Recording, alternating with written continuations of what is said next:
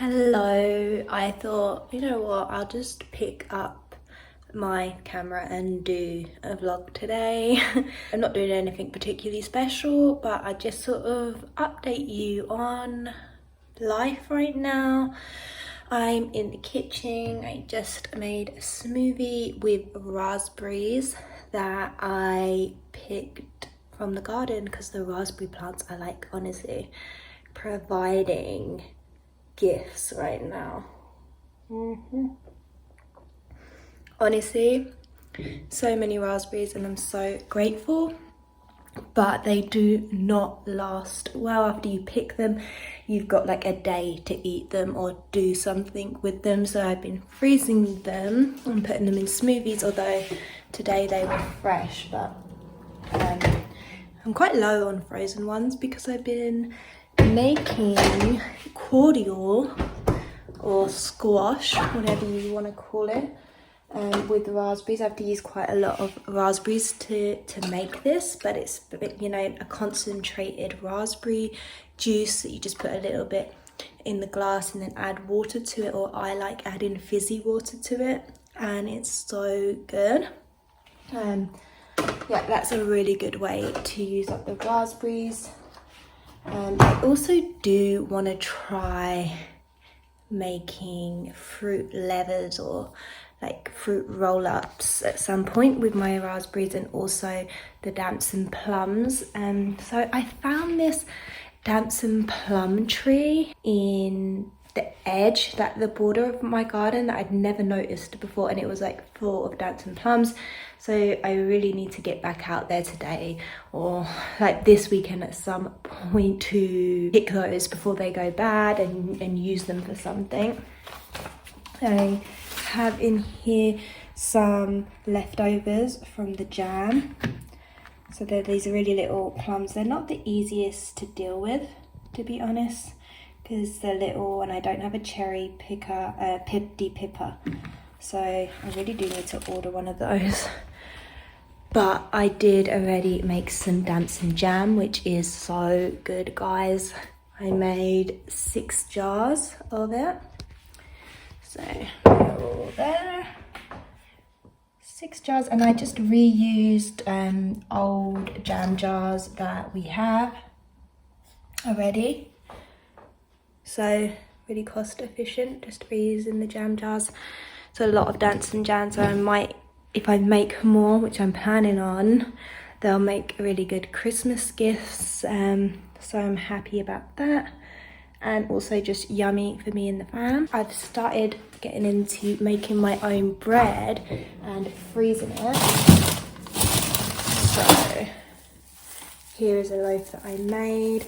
Definitely want to like work on my recipe, but it was delicious. So I slice it up and freeze it. Obviously I normally will eat like a loaf fresh, but this was a second spare loaf I made, which I slice up and freeze because you can just pop it in the toaster and then you've always got fresh crusty bread, and obviously it saves money. I think that is sort of all my kitchen updates. Right now I need to prepare a package for something I sold on Vintage. I sold a deck on there.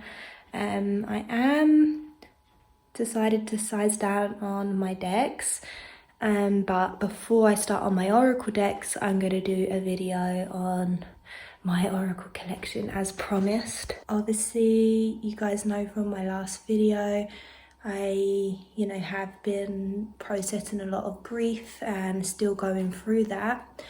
Things have been really up and down for the last month, but the last week I would say, I've been just really making a conscious effort to balance my emotions and focus and hone in and have some discipline with what I'm doing. But thank you so much everyone who left supportive comments on that video. It really meant a lot and made me feel loved and understood and confident to get back on here. I discovered this damson plum tree It's just full of plums. I've already picked like a whole basket full, and I'm gonna make jam. But yeah, you can see they're this lovely sort of powder plum. They're very small, but damson plums are small. They don't get very big. Some are full size, some are quite small. See, my fingers are all stained from trying to de-pip some. But yeah, there's tons of plums. You can see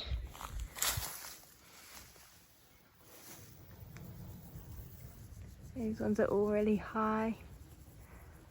So I was just out here in the barn and I thought, you guys haven't met Rose yet. So I mentioned Rose in my last video.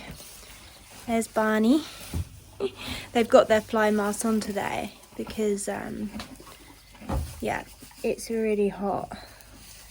And this is Rose. She's really big. It's like kind of hard to see on camera, but she's an ex-racehorse, so she's really big. And you can't see how pretty she is because she's got her fly mask on, but just trust me, she's gorgeous. I'll switch the camera around and you can see, I can give you a proper look. Hey Rosie.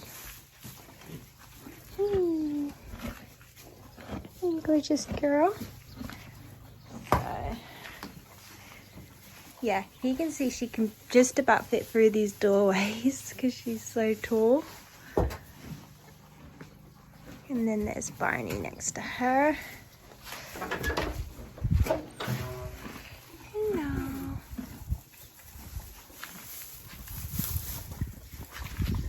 It's Trey. Lava. Just getting some clips of Rose and Barney. Yeah, I just put some hay in because it's getting hot. So it's very dark in here, so I can't get the best clip.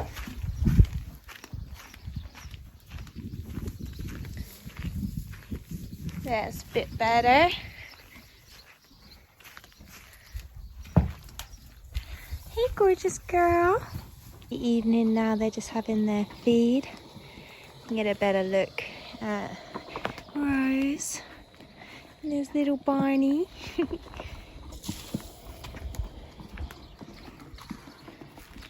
Yeah, you can see how little Barney is next to Rose. Baby. Yeah. Good boy. Gave Barney this haircut recently because he's getting hot. My little man. Got my little Barnaby. Comes right under my arm. And see, Rose is the same like height as me, pretty much. And she's a big girl. It's crazy to think that Gus was even smaller than Barney. Aww. So I wanted to jump on here quickly and just talk about a few things that have been really helping me mentally. It is basically just listening to a lot more motivational stuff. I personally have been drawn to channelers such as Abraham Hicks or Bashar. I just find this stuff really resonates, and most importantly is getting me in touch with my inner being, you know, who I really am. And you know, this stuff can only benefit us, keeping us in a higher vibration and just keeping us like aware like of who we are. We're creator beings, right? I'm gonna leave in the description 2 Abraham Hicks meditations that I've been using a lot lately that really help. So one of them I'm gonna say is like a cool like calming meditation, where I just want to get into what Abraham Hicks calls your vortex. And I feel like this is just really good for like connecting with my inner being. But there's also this other one that somebody has like pumped it up with this like piano music behind it, and I like using that like to get motivated for my day sometimes. So I'll put that in as like motivating meditation. Just do it if you're drawn to it, and if you're feeling like you just need like that extra assistance with like your emotions, how you're feeling, all that good stuff, your mental health, right? Let me know if you want me to do like a bigger video on this, because there's like, I could just talk about this stuff for so long. Something that's been really exciting that's come out of me reconnecting with my inner being and going through this process is I read tarot for other people, and then what came through was like just the most amazing spread and more like way of reading the cards and the way of helping the client that is all about helping them get to their desires, their manifestations quicker. If you think like any question that you could probably pose to spirit or pose to the tarot, right? What that like boils down to is, how can I get to my desire? Basically, the only thing that is stopping us from like manifesting really quickly what we want is these blocks and these belief systems.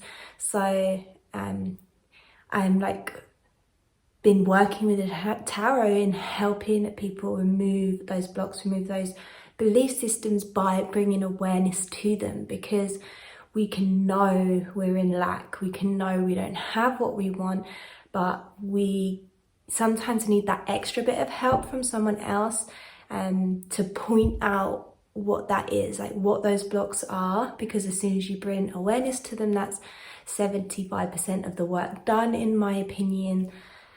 The reason I just really have been resonating so hard, and it's like I've known Bashar for years, I've known of Abraham Hicks and you know, been aware of and even listened to this content for like well over a decade, and it just has never quite clicked as hard as it has now. And I think that is because any of you who watch my channel, you know how low I got a few months ago with my grief, and you know, as awful as it is when these hard things happen to us, and even though at the time I felt like it pushed me away from my faith harder than ever, it actually turned out that now I couldn't be more connected to my inner being, more connected to my power here, and more connected to who I am and my faith and my spiritual path, right?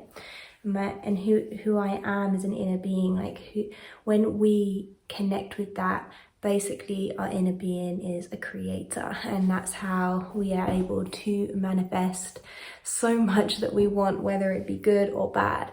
When I was listening to one of Abraham's teachings, like literally just now, while I was doing the cleaning, because I'm like cleaning up the whole house, my mum and stepdad are coming here tomorrow, so it's just been like a big cleaning day. But one of them was like about momentum, and I was like, oh my god, that like literally makes so much sense, because it's the momentum that we like, the passion and emotion we have behind something is why it manifests, and that's why it can come in bad things too, because you can have like such a fearful but passionate response to something, and then you just find you're seeing more evidence of that show up in your life. So a good example would be like where this happened, like this for me, which